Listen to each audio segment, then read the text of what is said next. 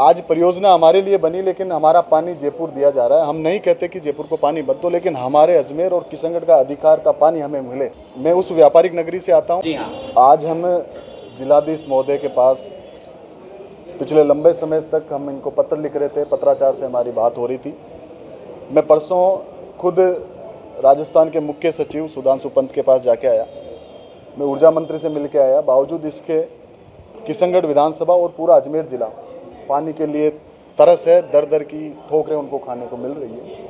अजमेर वो ज़िला है जिस ज़िले के लिए, टोंक जिला और अजमेर ज़िले के लिए बिसलपुर परियोजना बनी थी। आज परियोजना हमारे लिए बनी, लेकिन हमारा पानी जयपुर दिया जा रहा है। हम नहीं कहते कि जयपुर को पानी मत दो, लेकिन हमारे अजमेर और किशनगढ़ का अधिकार का पानी हमें मिले। दूसरा, बुनियादी ज़रूरत बिजली की। मैं उस व्यापारिक नगरी से आता हूं जहां मार्बल की इंडस्ट्री इस राजस्थान को सबसे ज़्यादा जीएसटी देती है। बावजूद इसके बार बार ट्रिपिंग होने के कारण व्यापारी आम जन परेशान है। बड़ी बात, हमारे साथ किसान भाई भी आए हुए हैं जो हमारे अराई बेल्ट और सुरसुरा बेल्ट के किसान है। यदि आप इस 45 डिग्री टेम्परेचर में किसानों को दोपहर में बिजली देंगे तो उनकी फसलें सारी ख़राब हो चुकी हैं। हमने कलेक्टर को निवेदन किया है कि किसानों को या तो सुबह जल्दी बिजली दे या शाम को बिजली दे। तीसरी मांग हमारी थी, वो स्वास्थ्य को लेकर थी। 5 सूत्रीय मांग लेकर हम यहाँ आए हैं।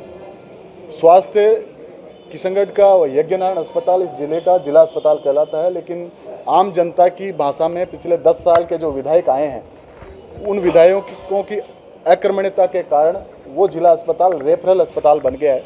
सोनोग्राफी की मशीन लंबे समय तक वहाँ पड़ी है, लेकिन सोनोग्राफी वहाँ होती नहीं है। वहाँ सफाई व्यवस्था नहीं है, गायनिक वार्ड में महिलाएं परेशान होती है। और 40 करोड़ पूर्ववर्ती कांग्रेस की सरकार ने अस्पताल की नई बिल्डिंग के लिए दिए। आज 6 महीने के बाद भी वो बिल्डिंग का काम शुरू नहीं हुआ। तो कहीं ना कहीं ये अंदेशा है कि यहाँ अजमेर ज़िले में जो भाजपा के 7 विधायक हैं, जिनमें से एक यहाँ के राजस्थान की विधानसभा के अध्यक्ष हैं, एक यहाँ से कैबिनेट मंत्री है, 7 विधायकों के साथ यहाँ सांसद भी भारतीय जनता पार्टी के आते हैं। बावजूद वो हमारे हक का पानी हमारे को नहीं दिला पा रहे हैं, हमारे हक की बिजली वो नहीं दिला पा रहे हैं, हमारे हक का स्वास्थ्य वो नहीं दिला पा रहे हैं। और सबसे बड़ी बात, हमारे किशनगढ़ में जो नगर परिषद की कार्यशैली है, उस पर मैं बड़ा सवालिया निशान इसलिए खड़ा करता हूँ क्योंकि प्रशासन शहरों के संग जो अभियान था, उसके तहत जो पट्टे मिलने थे, वो पट्टे आज तक गरीब दर दर भटक रहे हैं, पट्टे नहीं मिल रहे हैं। सफाई व्यवस्था वहाँ दुरुस्त नहीं है।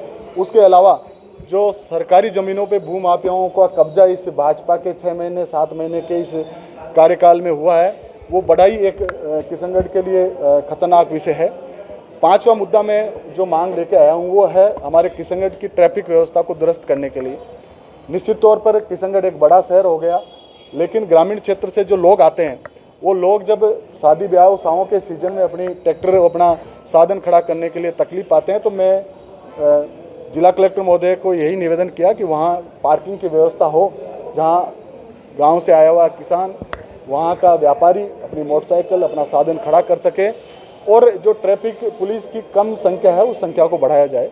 हमने अल्टीमेटम दिया है 7 दिन का। मुझे लगता है कलेक्टर ने जिस प्रकार से हम सारे किसान भाइयों को, हमारे वरिष्ठ कांग्रेस जनों को सुना है, मैं दावे के साथ कह सकता हूँ कि ये इम्प्लीमेंट करेंगे। अन्यथा हमने अल्टीमेटम दिया, हम टेंट लगा के यहाँ बैठने वाले हैं। किसानों को लेकर हमने एक बात अराई बेल्ट के लिए कही कि अराई बेल्ट में 22 ग्राम पंचायत आती है और इस क्षेत्र को अन्न की उपलब्धता कोई कराता है तो अराई क्षेत्र करवाता है। बावजूद इसके वहाँ अग्निशामक यंत्र नहीं है। आज 46 डिग्री टेम्परेचर में जब किसानों के बाड़ों में, उनके खेतों में आग लग जाती है, तो आग लगने के बाद यदि किशनगढ़ और अजमेर से आग बुझाने वाली मशीन वहाँ पहुँचती है, तब तक किसान खाक हो चुका होता है।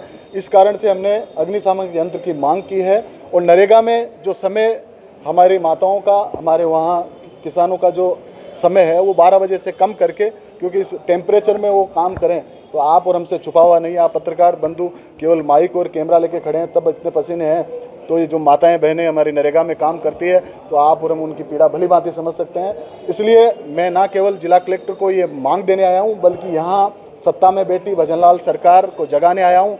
यहाँ बैठे उन 7 विधायकों को जिनकी नैतिक जिम्मेदारी बनती है कि अजमेर ज़िले को, किशनगढ़ को पानी पहुँचाएँ, यहाँ के सांसद को जगाने आया हूँ कि आप जाग जाओ समय रहते हैं, नहीं तो इस पूरे अजमेर ज़िले के, किशनगढ़ के कांग्रेस कार्यकर्ताओं को जगाने का काम करेंगे।